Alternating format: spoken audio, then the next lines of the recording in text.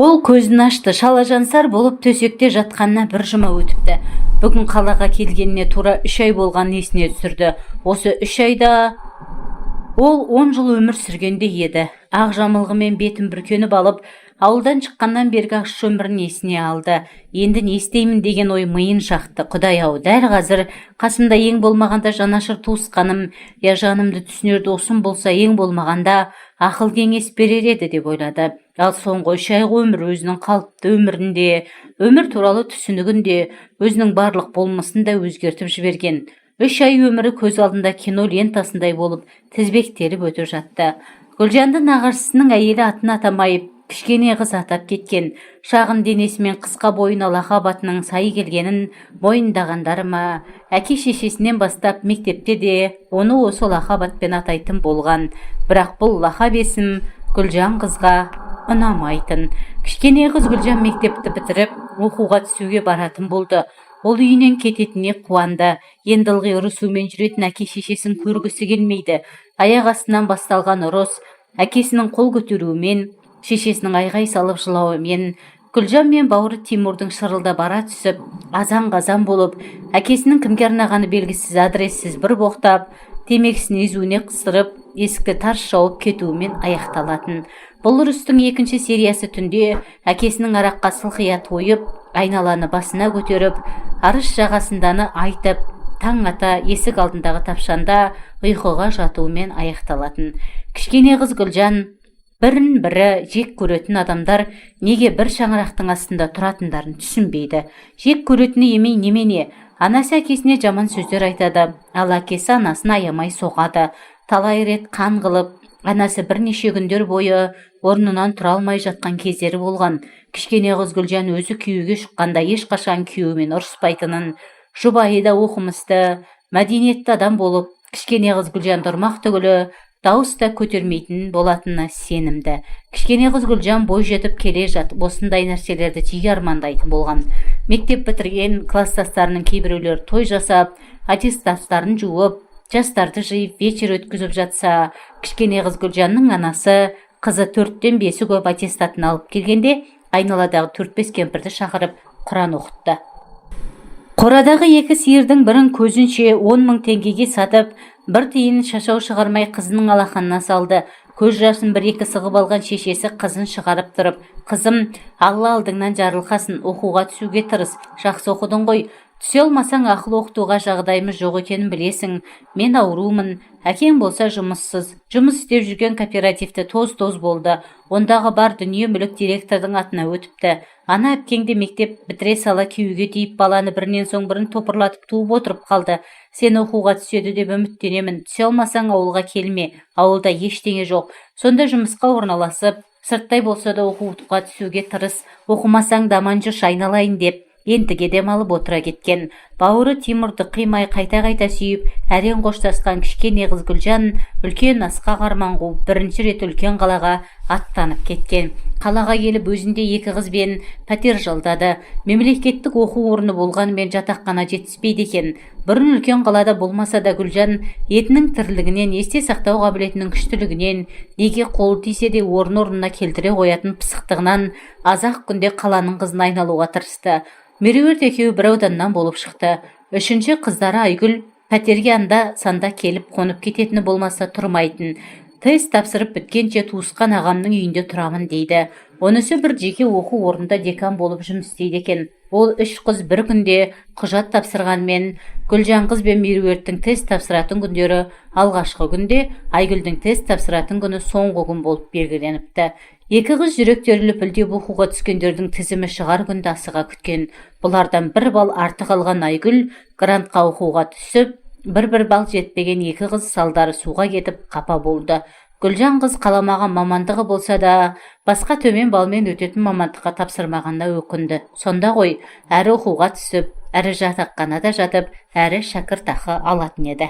Меруерт ауылына қайтатын болды, ал Гүлжан қыз не істерін білмеді. Ауылдан алып шыққанда таусылмастай көрінген 10 мың теңгесі азайып барады. Құжат тапсырғанда апайлар мен көкелер анаған төлеп кел, мынадан көшірме жасап кел, мына кітапшаны сатып алыңдар, тест тапсырғанда пайдасы тиеді деумен болған. Абырой болғанда пәтерге 2 айға бірден төлеген жақсы болды.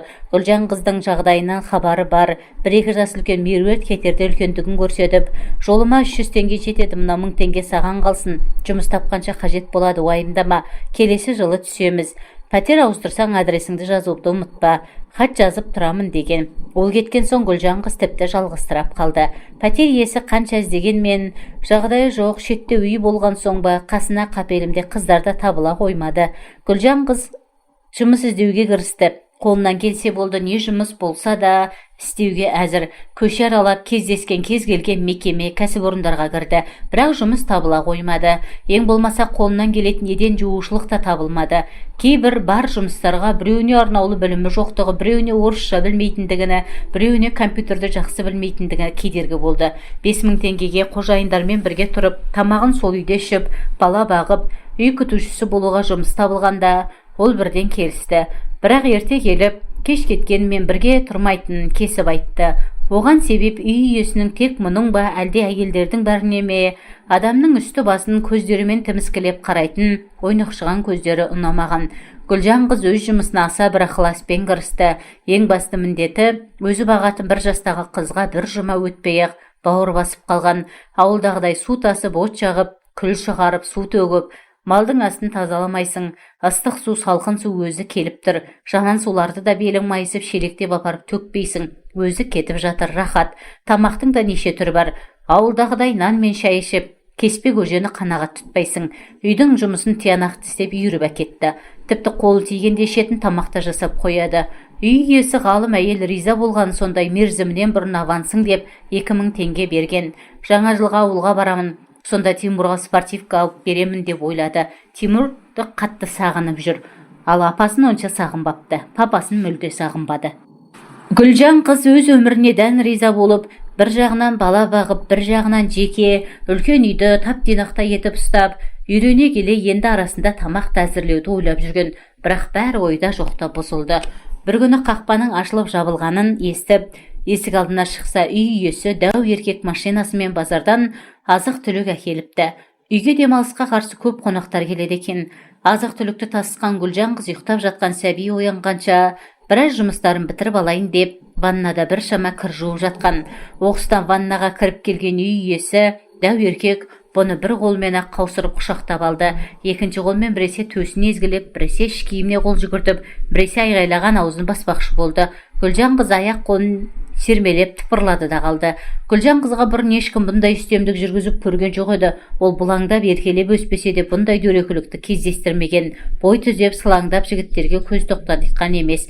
Дәу еркек түгіл жігіттермен де жұмысы болмаған. Сосында шығар, басқа қыздардай жігіттерден записка да алып көрмеген. Бар арманы оқып, мамандық алып, анам мен інімді асырасам, соларға жақсылық көрсетсем дейтін. Үй иесінің жаман ойын әлде бір сезім талдылықпен сезген.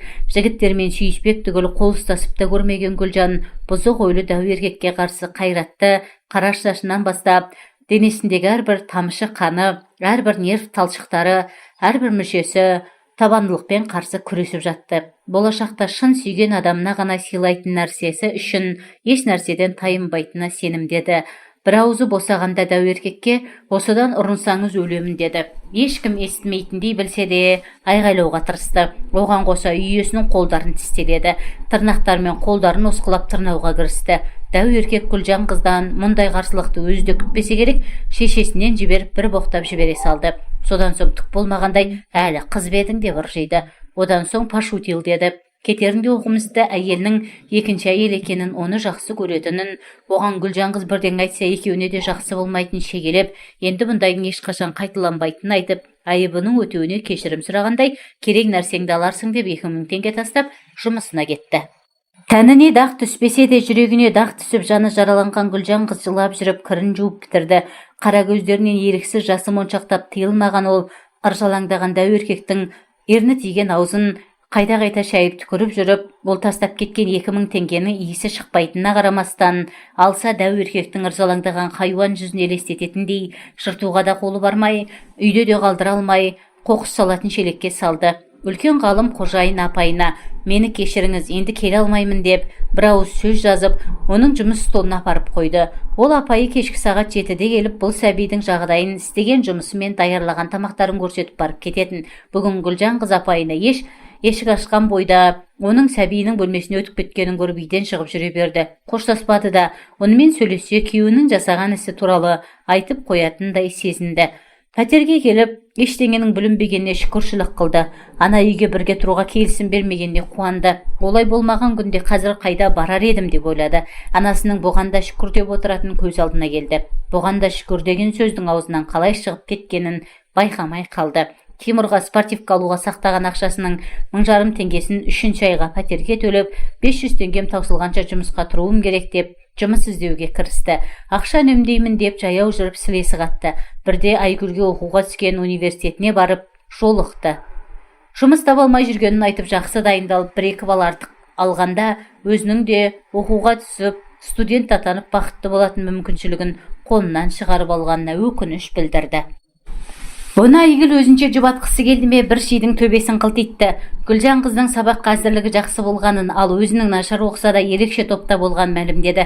Ерекше топ деген оқу орны басшылары мен сол тест тапсыруды ұйымдастырушылардың өздері оқуға түсіргісі келетін талапкерді бөлек топқа жинайтынын, тест тапсыру кезінде оларды шетте, елеусіздеу, адам аяғы көп бармайтын жерге отырғызып, оларға кітап, шпаргалка қолдануға, сырттан көмек тасуға да болатынын, тіпті арнайы белгіленген адамдардың кейбіреулерінің қасына келіп, қай жауапты белгілейтінін де айтып беретінін, бірақ ондай ерекше топқа кіру үшін біреулерге алдын ала көк қағаздар төлейтінін жеткізді.